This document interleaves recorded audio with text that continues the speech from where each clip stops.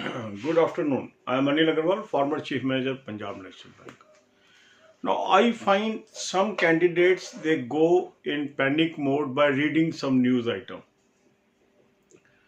and this news item, since they are not understanding banking, gets unnecessary pain to them. I will advise each one of you to kindly watch all my financial awareness videos. Link I have provided in description and comment column so that you are able to understand the events that is happening around us. Now, one of the fellows sent me a cutting in which it is mentioned that the credit growth has come down multi-decade low at 6.2%. And then he asked the question, sir, you are saying banks are still earning profit, and here is the news. Explain me. Now, this type of query comes into your mind due to lack of understanding about banking. And that's why I have created so many videos on banking aspects so that you have clarity on the sector where you are looking for a job. So the best thing is go through all these videos, understand the basics of the banking so that such type of news are not able to hamper your preparation. Now, does low credit growth directly affects the profits? To understand this, we have to understand how banking operates. The banking operates, the bank takes the deposit from public at a particular rate of interest.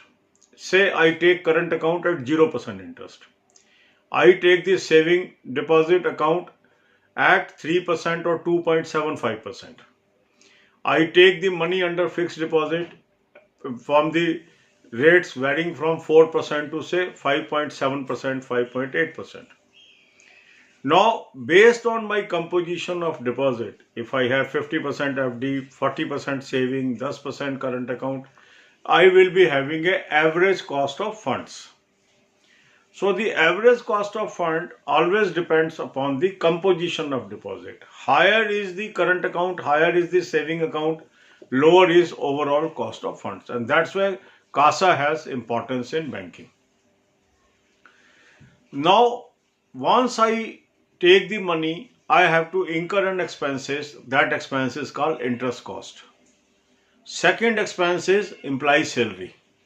And third is called the operating expenses, the expenses which I have to incur towards rental and other maintenance of my branches. Now, what is the income source of bank? The income source of bank is the bank can deploy this money either in loans or invest it. So after fulfilling their requirement of maintenance of cash and maintenance of CRR, that is 3%, the rest of money is deployed. So first option is we want to lend. That means we want to give loan because it fetches us higher interest. But in these current circumstances when activities are not going on, so it is quite obvious there is no demand of credit. If cars are not being sold, no car loan will happen. If houses are not being sold, no housing loan will happen. If new factories are not being set up, no lending for that will happen. But some lending will continue because some activities are still operational. So naturally during these periods, the credit growth will be very, very low. So the banks will be able to generate less income as far as loans are concerned. But are banks are keeping this money idle? No. In such situations, what bank does is bank gives this money under the investment. Investment means the bonds floated by central government, bonds floated by state governments, bond floated by large corporates having good ratings. So bank invests in that. And once we invest in these bonds, we also start getting interest on it. Then another option is we give this money to Reserve Bank of India. If we are hoping that we don't want to invest, we don't want to give loan, but in near future demand of loans may come. So I will not block my money for a longer tenure, because bonds means these may be 3 years, 5 years, 10 years investment. So I will keep this money liquid so that as and when demand comes, I am able to lend this money at a higher rate. In such eventuality, the banks will give this money to Reserve Bank of India under reverse repo. And reverse repo also they will earn 3.75% interest. And normally this interest is higher than cost of funds of bank. Further, there is another avenue where some banks may be needing money. Some banks may be surplus. When we say these figures are for the system as a whole, it does not mean every bank is having shortage of funds or every bank is having surplus of funds. So interbank operation also takes place. That is called call money. So one bank may be taking loan from another bank, either through call money or through certificate of deposit. On this also bank earn the interest. So once we say bank continue to earn, means if bank continues to get the deposit, on every additional deposit bank is earning additional money. This may be less or more, that is irrelevant. Relevant thing is they are still earning. They are still earning. Some people are worried they are earning less. It should not be your worry. Worry is, are we earning? Are we losing? So once we say they are still earning, why? Because source has not dried up. So what is the source? That is deposits. So any money that will come into banking will get it additional profit, because either this money will go to loans, or this will go to investment, or this will go to another bank, or this will go to RBI, still fetching income for the bank.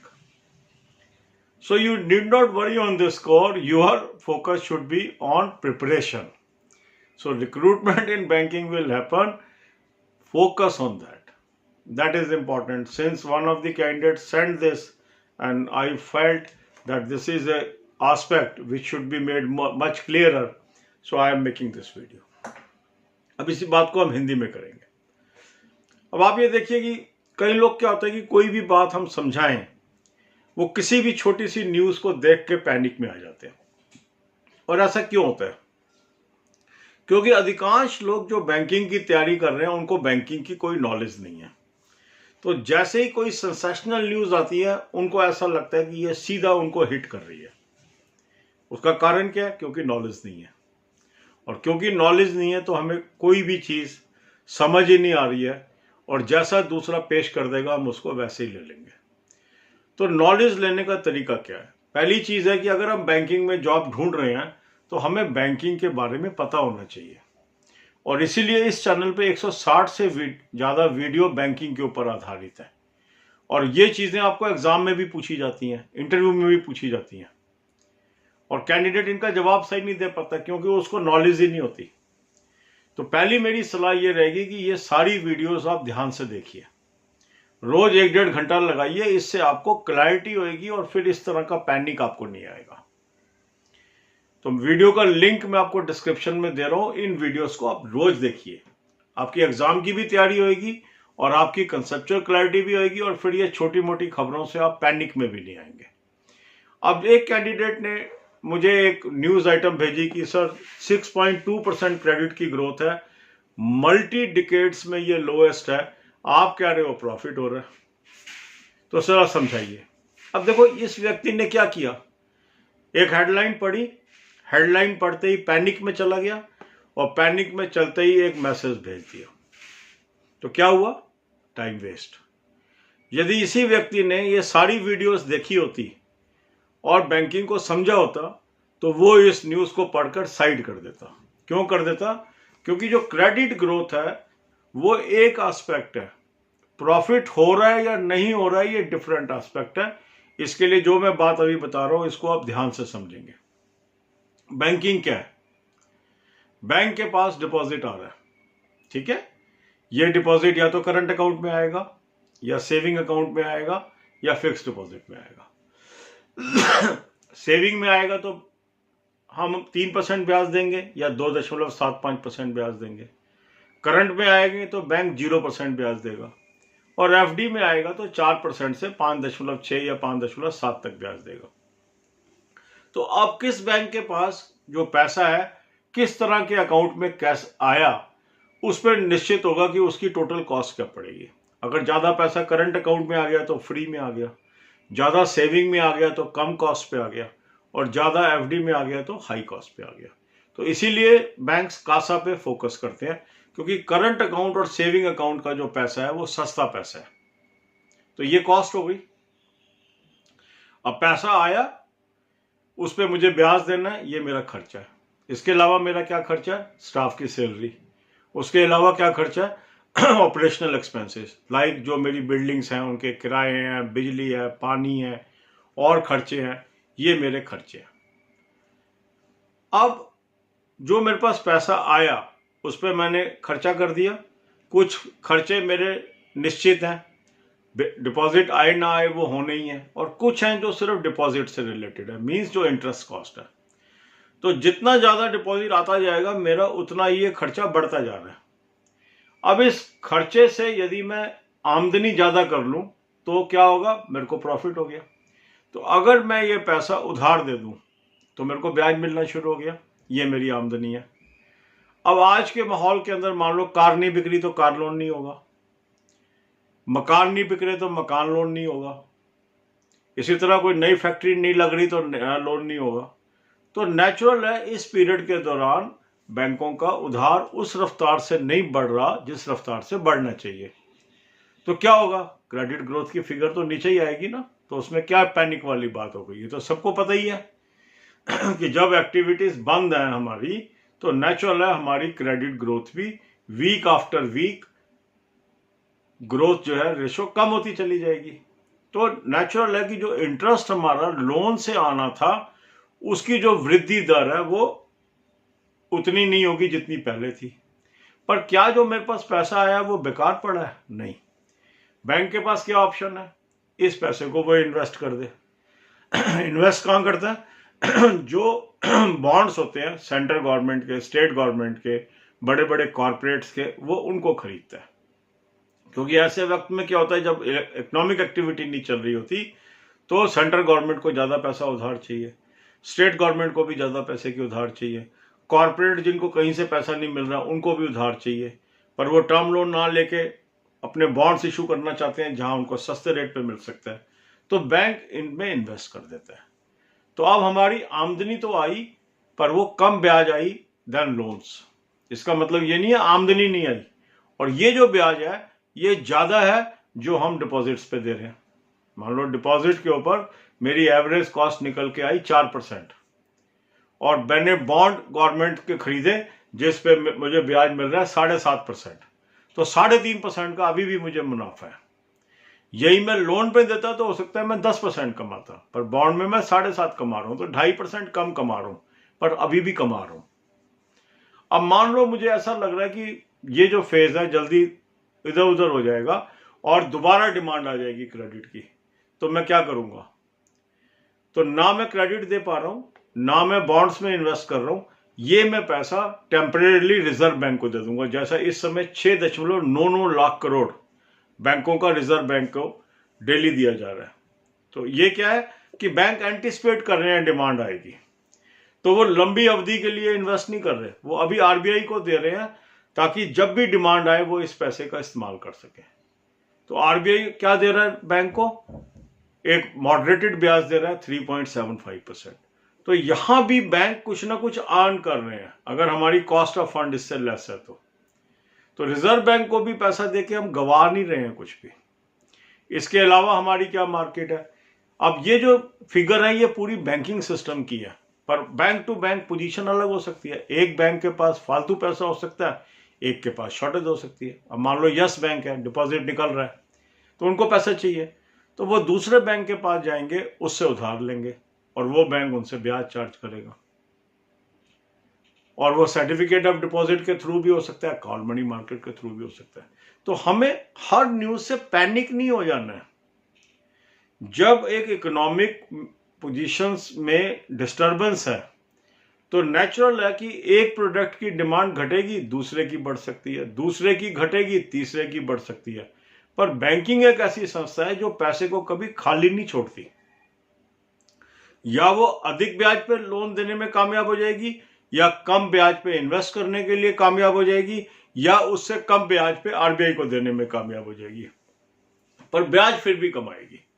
तो इसीलिए मैं कहता हूं, क्योंकि अगर bank के अंदर deposit आ रहा है तो बैंकों में प्रॉफिट आ रहा है। तो हमें क्या डिस्टिंक्शन करना है कि एक संस्था है जो अभी भी कमा रही है और एक संस्था है जो अभी गंवा रही है। जैसे मान लो सेंट्रल गवर्नमेंट है, रेवेन्यू नहीं आ रहा तो वो गंवा रही है। अब मान लो स्टेट गवर्नमेंट है, रेवेन्यू नहीं आ रही तो वो गंवा रही है। कोई स्टील बनाने की मैन्युफैक्चरिंग कंपनी है, बंद पड़ी है तो वो गंवा रही है। कोई ऑटोमोबाइल इंडस्ट्री है, वो नहीं चल रही है तो वो गंवा रही है। तो नेचुरल है उनकी जो रिक्रूटमेंट करने की कैपेसिटी है वो कम होगी या शून्य होगी एज कंपेयर टू वो इंडस्ट्री जो अभी भी कमा रही है। तो कौन सी कमा रही है? बैंकिंग अभी भी कमा रही है, इंश्योरेंस अभी भी कमा रही है। तो यहां पे रिक्रूटमेंट आने वाले वक्त में भी चालू रहेंगे। ये बात मैं आपको समझाना चाह रहा हूं, और जितना इसको क्लैरिटी से आप समझेंगे उतना आपके हित में होगा। तो सारे वीडियोस ऑफ बैंकिंग अवेयरनेस के देख लीजिए, उससे आपको बैंकिंग के कंसेप्ट क्लियर हो जाएंगे। फिर ये छोटी छोटी न्यूज आपको डिस्टर्ब नहीं करेंगी और फिर आप मन लगा के पढ़ाई कर सकेंगे। All the best, God bless you all.